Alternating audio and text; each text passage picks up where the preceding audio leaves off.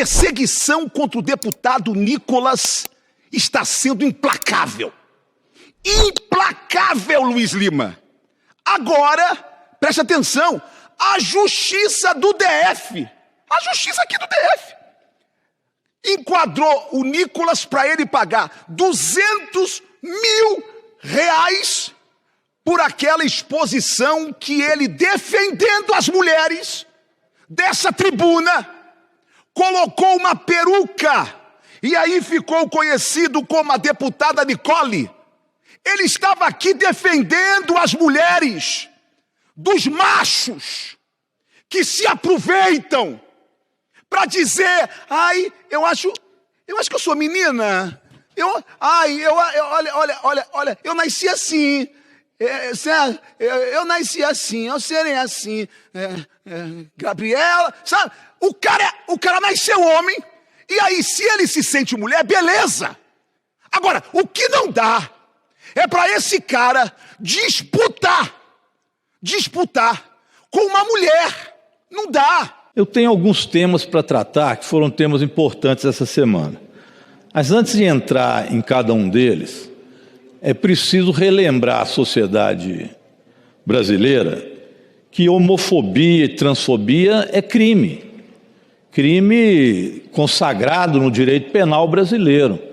E quem comete o crime de transfobia, de homofobia, tem as penas que são aplicadas a quem comete.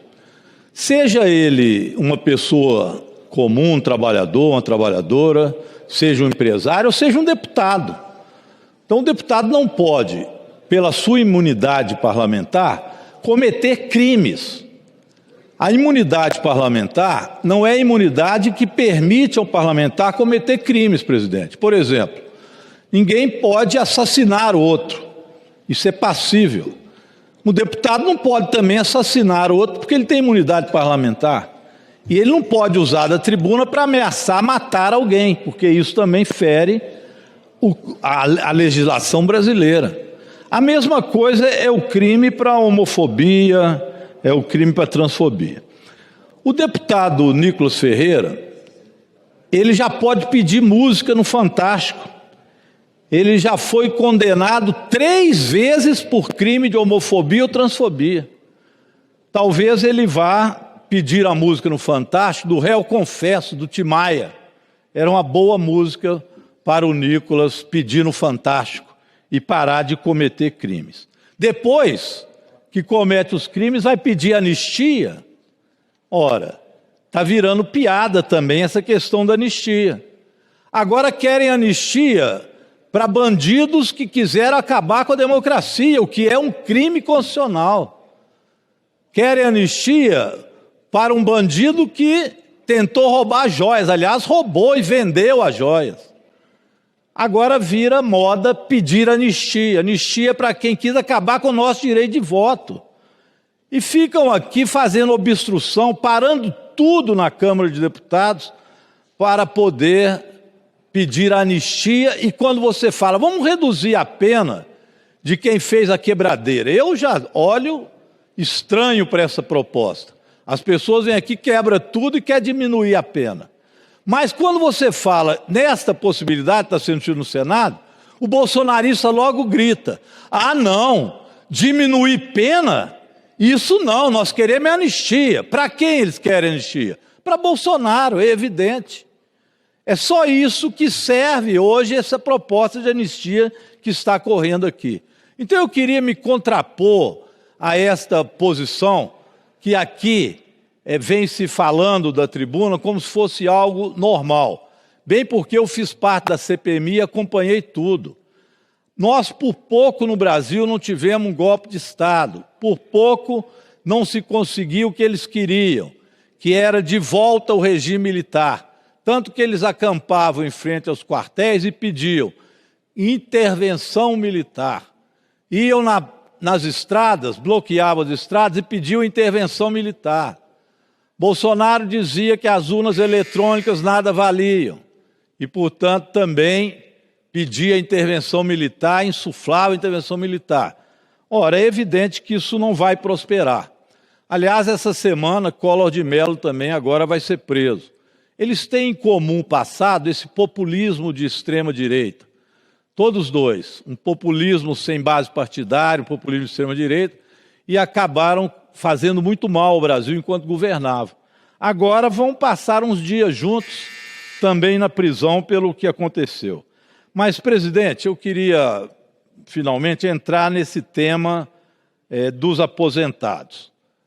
Esse pessoal que hoje está enchendo a boca para falar dos aposentados votou a reforma da Previdência do Bolsonaro. O senhor lembra, presidente? Eles aumentaram a idade para o aposentar, eles diminuíram o salário do aposentado, eles queriam acabar até com a vinculação do salário mínimo à aposentadoria. Nós é que não deixamos, queriam acabar, o deputado Ailton Faleiro, com a aposentadoria dos trabalhadores rurais e nós não deixamos, retiramos do texto. Agora eles enchem a boca para falar dos aposentados como se estivessem protegendo os aposentados. Não é verdade. Quem iniciou esse processo foi Jair Bolsonaro. As empresas que estão sendo agora questionadas, quase todas foram naquela época. Tem um tal de careca do INSS, Antônio Carlos Camilo Antunes, lobista que recebeu dinheiro, segundo a Polícia Federal, para cadastrar essas empresas na época do Bolsonaro. Este careca do Bolsonaro, careca do INSS, é também o careca do Bolsonaro. Andou contribuindo, inclusive, na campanha do próprio Jair Bolsonaro.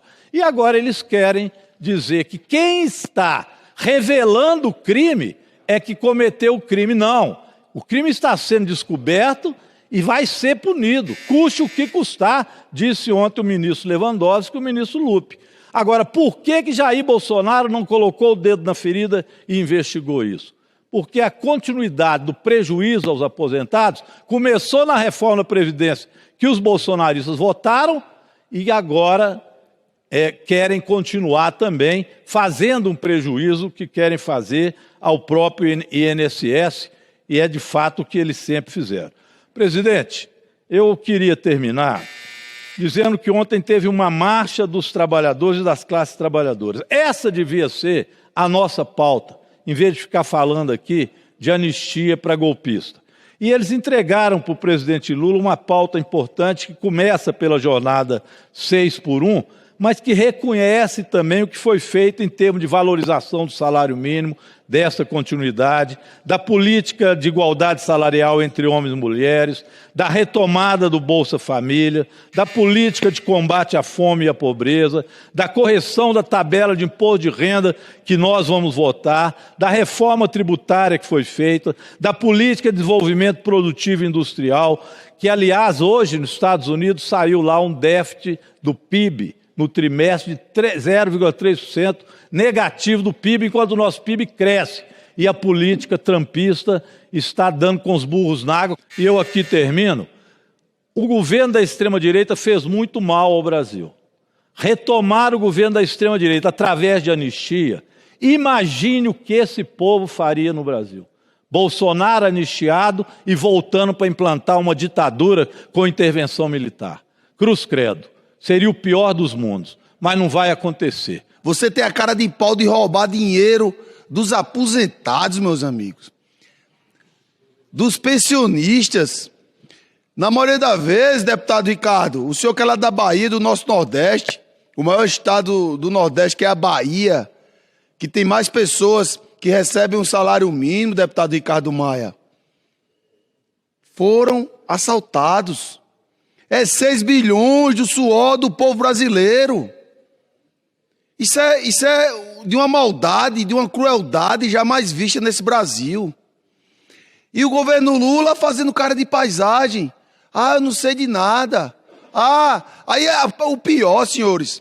Por isso que eu digo direto, eu faço um apelo à população brasileira que acompanha a TV Câmara. Observem o comportamento das bancadas aqui. Vejam a classe política dentro do Congresso Nacional. Se o que eles falam aqui, se o que eles defendem aqui, é o que é na prática. Por isso que o descondenado Lula quer censurar as redes sociais, quer calar as vozes contrárias. A verdade tem que ser dita, e ela dói para alguns. Quem desmontou o esquema foi o atual governo.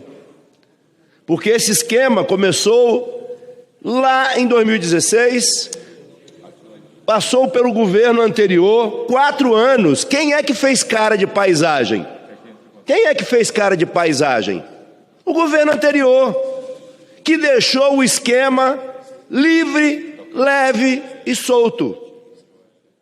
Quando o presidente Lula assume em 2023, a Controladoria Geral da União encaminha para a Polícia Federal, que faz a investigação. Cara de paisagem fez o governo anterior, que não investigou. Aliás, deputado que me antecedeu, quando um delegado da Polícia Federal investigava, o que o presidente anterior fazia? Ele trocava o delegado da polícia e, na maior disfarçatez, dizia: não vou deixar que chegue a minha família. Ora, cara de paisagem, mais do que cara de paisagem, o presidente anterior interferiu nas investigações que eram feitas pela Polícia Federal, fez cara de paisagem em relação a esse esquema e a tantos outros, porque não só permitiu, como não garantiu as condições para que houvesse a investigação. 18 delegados da Polícia Federal foram substituídos, porque chegaram em investigações que poderiam prejudicar o ex-presidente e a sua família. Quem desbaratou essa quadrilha foi a Polícia Federal deste governo, com independência, sem interferência do presidente da República, sem interferência dos órgãos de governo. Nós conseguimos desbaratar essa quadrilha. Todos os descontos foram suspensos. Em respeito aos aposentados, de fato um absurdo que aconteceu nos últimos anos. Das 11 empresas investigadas, 9, senhores e senhoras, 9 foram contratadas e criadas nos governos passados, de 2016 a 2022. 9! E o que os governos passados fizeram? Lavaram as mãos, substituíram os delegados da Polícia Federal para não permitir as investigações. Quem está investigando é este governo. Daí a tentativa de vocês de mudar as narrativas. Nós sim temos compromissos com os aposentados e aposentadas desse país, quando reajustamos o salário mínimo e quando estamos trabalhando para colocar de pé as estruturas que foram dilapidadas no governo passado para que não atendesse as pessoas que mais precisam.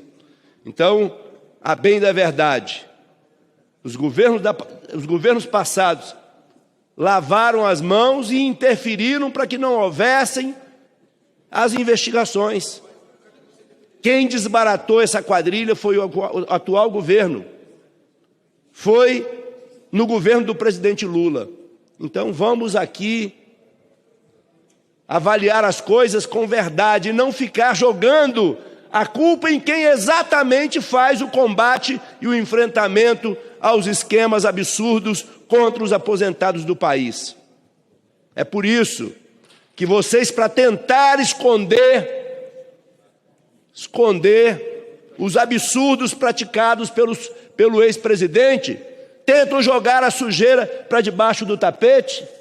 E mais do que isso, tentam mudar narrativas. O governo passado era o governo que interferia nos órgãos de Estado, na Polícia Federal, em todos os espaços possíveis para não permitir as investigações. Parabéns, presidente Lula. Vamos seguir defendendo os aposentados, vamos seguir desmantelando essas quadrilhas que estão querendo tirar do nosso povo trabalhador, dos aposentados, descontos que são caros ao final de cada mês. Por isso, quero também encerrar, presidente, pedir só mais 30 segundos para lembrar do dia 1º de maio. Amanhã nós teremos a celebração, um dia de luta de todos os trabalhadores e trabalhadoras no Brasil e no mundo. O 1º de maio é um dia de luta, é um dia de resistência, é um dia de organização do nosso povo.